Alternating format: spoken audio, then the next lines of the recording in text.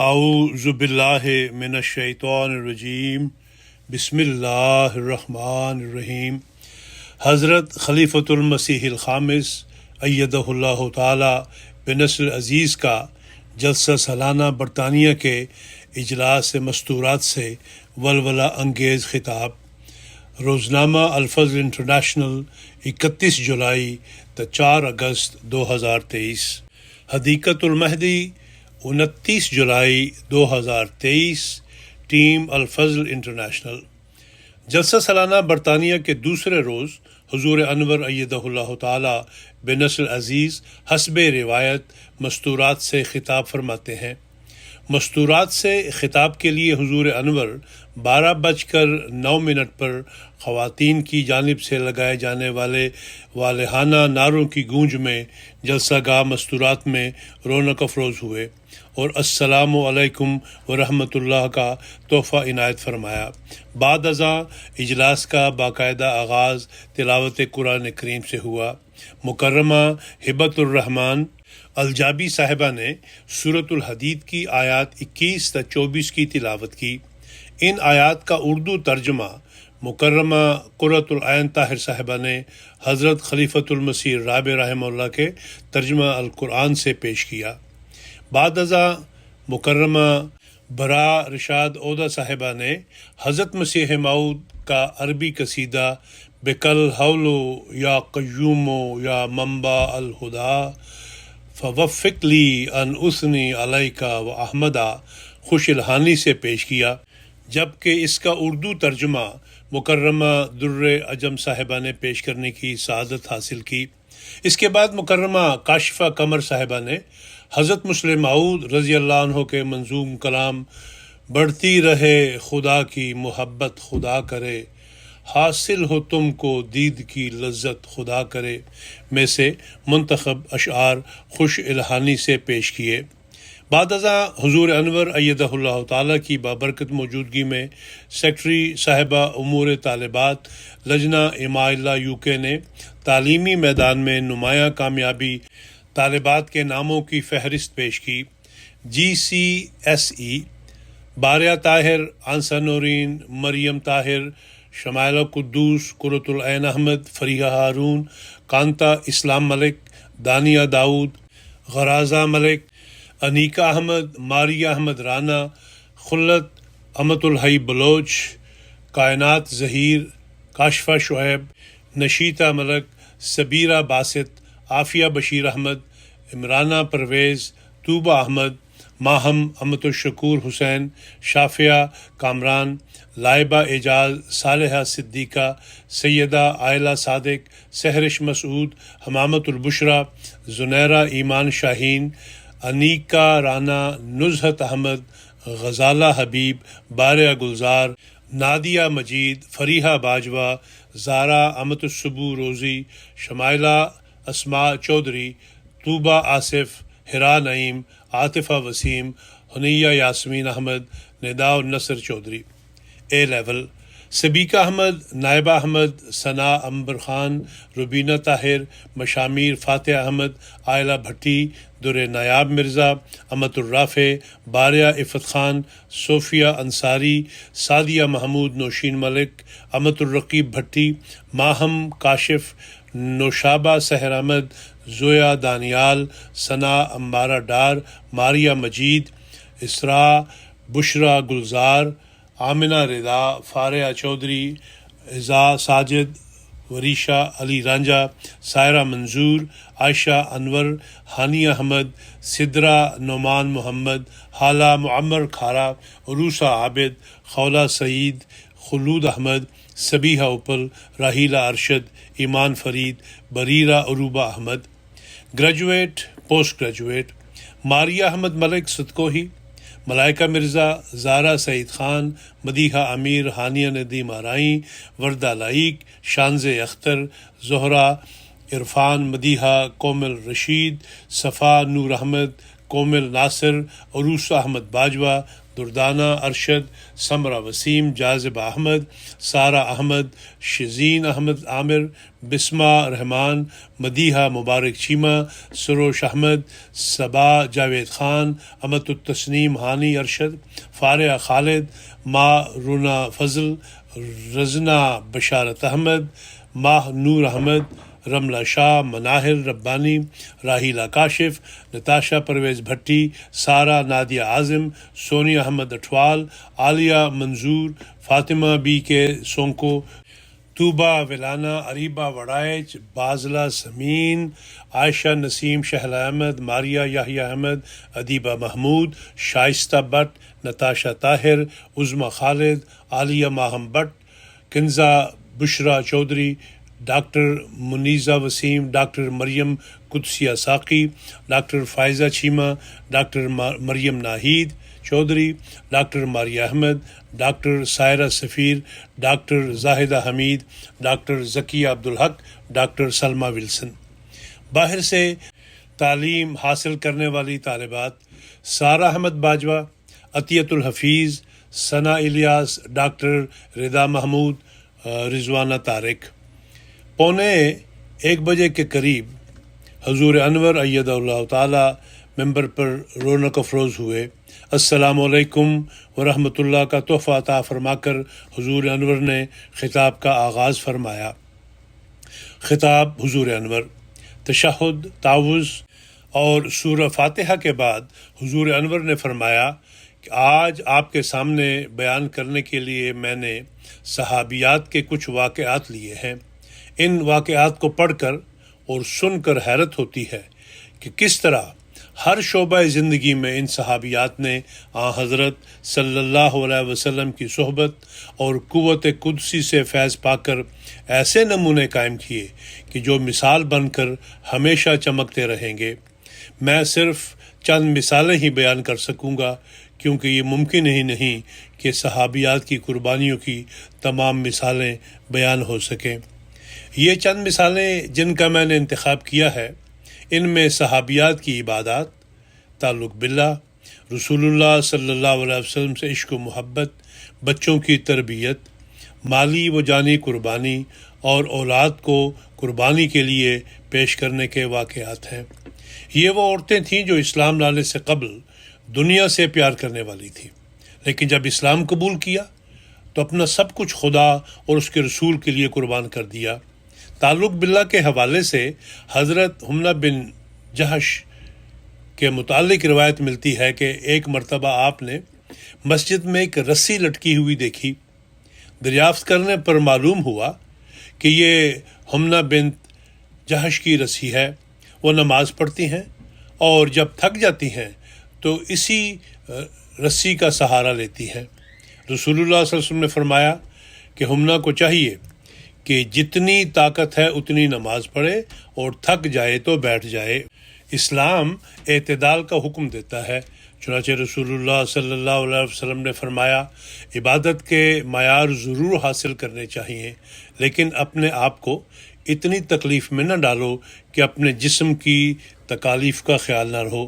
دوسرا یہ کہ عبادت کے اعلیٰ معیار ضرور حاصل کرنے کے لیے اس حد تک جاؤ جس میں باقاعدگی رہ سکے۔ حضرت عائشہ رضی اللہ عنہا سے روایت ہے کہ رسول اللہ صلی اللہ علیہ وسلم ایک مرتبہ میرے پاس تشریف لائے۔ ایک عورت میرے پاس تھی۔ آپ نے پوچھا یہ کون ہے؟ میں نے عرض کیا کہ یہ عورت ساری رات سوتی نہیں بلکہ نماز پڑھتی رہتی ہے۔ حضرت صلی اللہ علیہ وسلم نے فرمایا تمہیں چاہیے کہ وہ کام کرو جس کی تم طاقت رکھتے ہو۔ اللہ تعالیٰ کو سب سے پیارا دین وہ ہے جس پر اس کا بندہ دوام اختیار کرے۔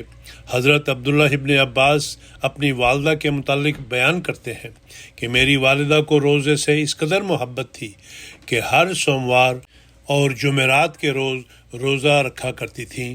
ایک موقع پر حضرت صلی اللہ علیہ وسلم نے ام المومنین حضرت زینب بنت جحش کو نسبت فرمایا کہ وہ اواہ ہیں۔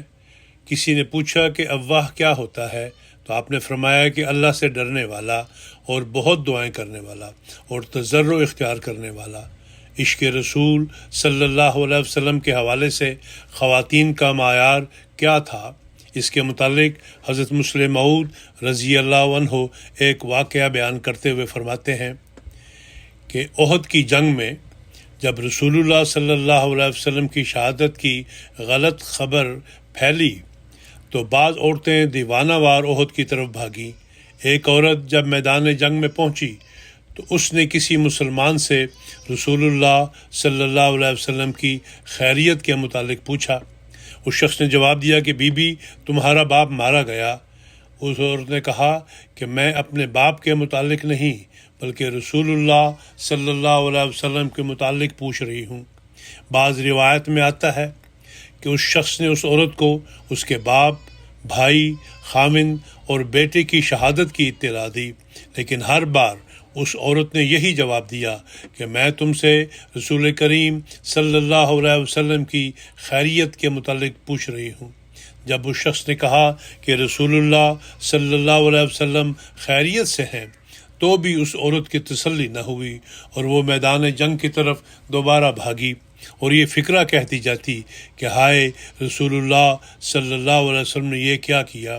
حضرت مسلم موعود فرماتے ہیں کہ یہ خاص زنانہ جملہ ہے جس کا مطلب یہ ہے کہ رسول اللہ صلی اللہ علیہ وسلم نے یہ کیا کیا کہ ہمیں چھوڑ کر چلے گئے۔ بالآخر جب اسے رسول اللہ صلی اللہ علیہ وسلم نظر آئے تو اس نے آپ کا دامن لپک کر پکڑ لیا۔ حضرت صلی اللہ علیہ وسلم نے فرمایا مجھے افسوس ہے کہ تیرا باپ، بھائی اور خاوند اس جنگ میں مارے گئے۔ اس عورت نے جواب دیا کہ جب آپ زندہ ہیں تو مجھے کسی اور کی موت کی پرواہ نہیں۔ احد کی جنگ سے واپسی پر حضرت صلی اللہ علیہ وسلم نے حضرت سعد بن معاذ کی بوڑھی نابینا والدہ سے جب ان کے ایک بیٹے کی شہادت پر افسوس کا اظہار کیا تو اس بوڑھی نابینا عورت نے کہا کہ یا رسول اللہ صلی اللہ علیہ وسلم، جب میں نے آپ کو سلامت دیکھ لیا تو میں اپنے بیٹے کی موت کے صدمہ کو بھون کر کھا جاؤں گی اور اب مجھے کوئی غم نہیں۔ صحابیات ذاتی معاملات میں بھی رسول اللہ صلی اللہ علیہ وسلم کی باتوں پر کس طرح عمل کیا کرتی تھیں، اس حوالے سے روایت میں آتا ہے کہ ام المومنین حضرت حبیبہ نے اپنے والد اور ام المومنین حضرت زینب بنت جحش نے اپنے بھائی کی وفات کے 3 دن بعد خوشبو لگائی اور فرمایا کہ مجھے اس کی ضرورت نہیں، لیکن رسول اللہ صلی اللہ علیہ وسلم نے فرمایا ہے کہ کسی عورت کے لیے جائز نہیں کہ وہ کسی کے مرنے پر 3 دن سے زیادہ سوگ منائے سوائے اس کے خاوند کا سوگ 4 ماہ 10 دن ہے۔ جب حضرت خدیجہ نے اسلام قبول کیا تو ان کو کیا معلوم تھا کہ اس اسلام کے نتیجے میں ان کے لیے کیا خدمات موجود ہیں۔ اپنا تمام مال اسلام کی خدمت کے لیے وقف کر دیا اور شعب ابی طالب میں بھی رہیں اور وہیں جانی قربانی بھی دے دی۔ اسی عملی نمونہ کی وجہ سے حضور صلی اللہ علیہ وسلم کو آپ سے اتنی محبت تھی کہ ایک دن جب حضور صلی اللہ علیہ وسلم نے حضرت خدیجہ کے ہار کو قیدی کی رہائی کے لیے دیکھا تو آپ دیدہ ہو گئے اور فرمایا کہ خدیجہ کی اس نشانی کو ان کی بیٹی کو واپس کر دو۔ حضور انور نے ازواج مطہرات کی مالی قربانی کے واقعات بیان کرتے ہوئے فرمایا کہ ایک مرتبہ ازواج نے حضور صلی اللہ علیہ وسلم سے سوال کیا کہ کون سب سے پہلے آپ صلی اللہ علیہ وسلم سے ملے گا۔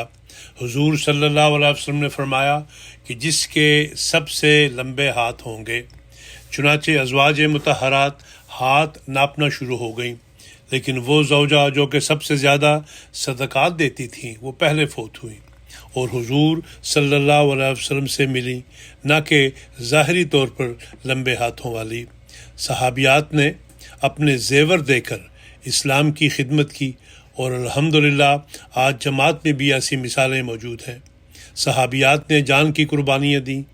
حضرت سمیہ اور یاسر کی تکالیف کو جب حضور صلی اللہ علیہ وسلم نے دیکھا تو فرمایا صبر کرو، اللہ کی جنت تمہارے نزدیک ہے۔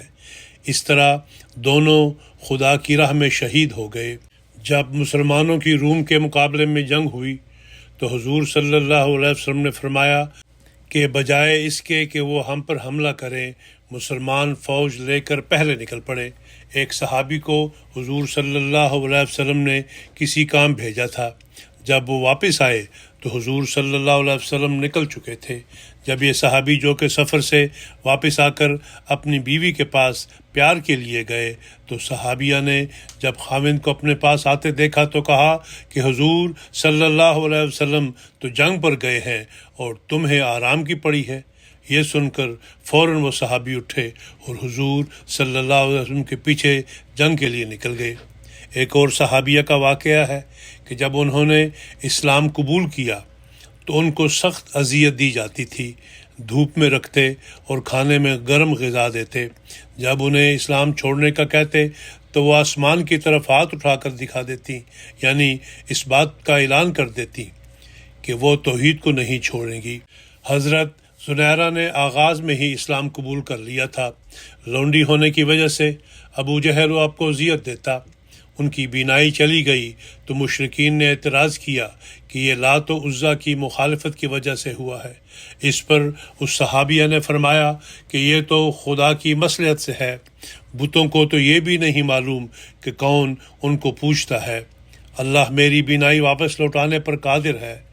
اس کے بعد ان پر ایسا فضل ہوا کہ صبح اٹھیں تو ان کو بینائی واپس آ گئی۔ لوگوں نے کہا کہ رات کو محمد صلی اللہ علیہ وسلم نے جادو کیا ہے۔ ان کو بھی اذیت میں دیکھ کر حضرت ابو بکر نے ان کو خرید کر آزاد کر دیا۔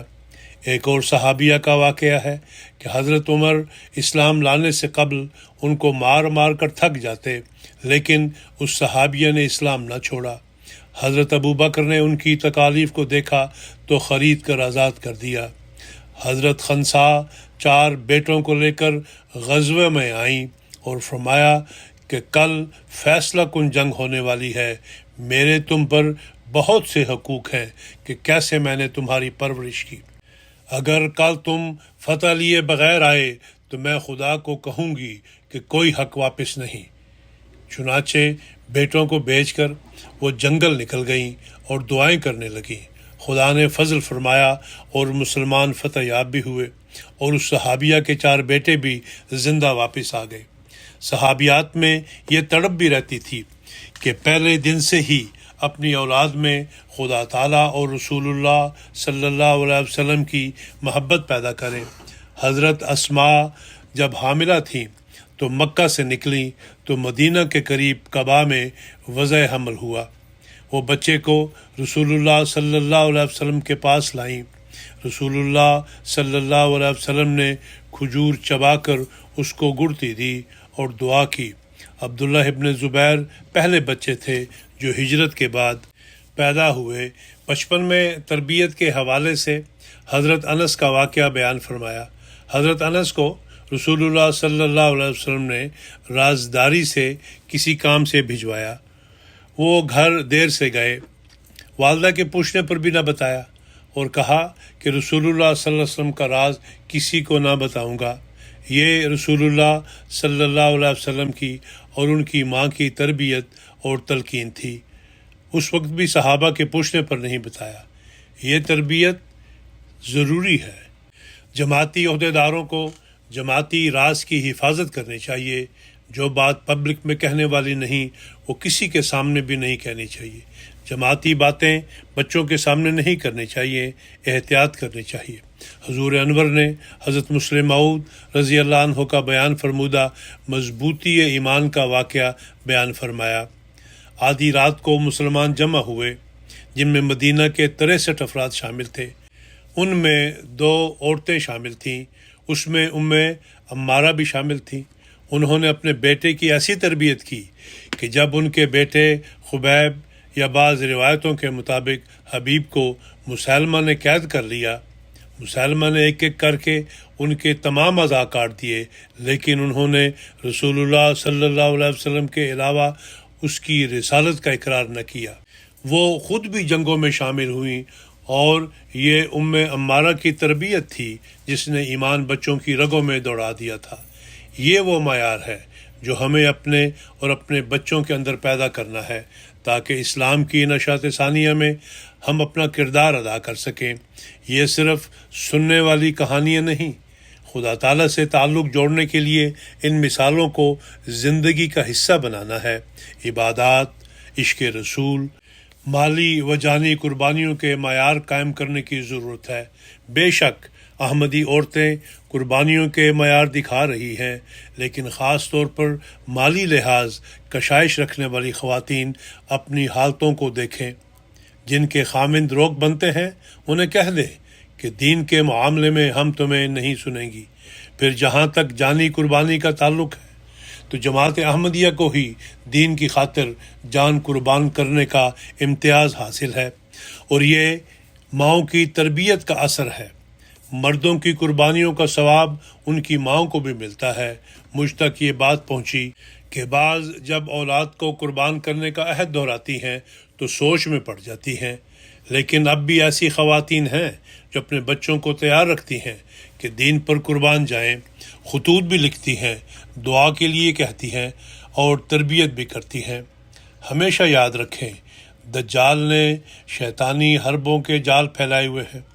آج سب سے زیادہ اس بات کی ضرورت ہے کہ عبادت، عشق رسول میں بڑھنے کی کوشش کی جائے، تربیت اولاد کی طرف خاص توجہ دی جائے، ان کی گڑتی میں ڈال دیں کہ وہ ہمیشہ دین کو دنیا پر مقدم کرنے والے ہوں۔